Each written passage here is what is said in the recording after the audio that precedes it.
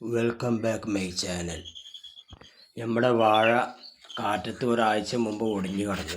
അപ്പോൾ നമ്മളെന്ത് ചെയ്താൽ അത് ഒരാഴ്ചത്തെ മൂപ്പ് കുറവുണ്ടായിരുന്നു. അപ്പോൾ നമ്മൾ ഒരാഴ്ച കഴിഞ്ഞിട്ടാണ് വന്നത്. അപ്പോൾ ഏകദേശം ഒരു തണ്ട് ലേശം പഴകിയ പോലെ അയക്കണം.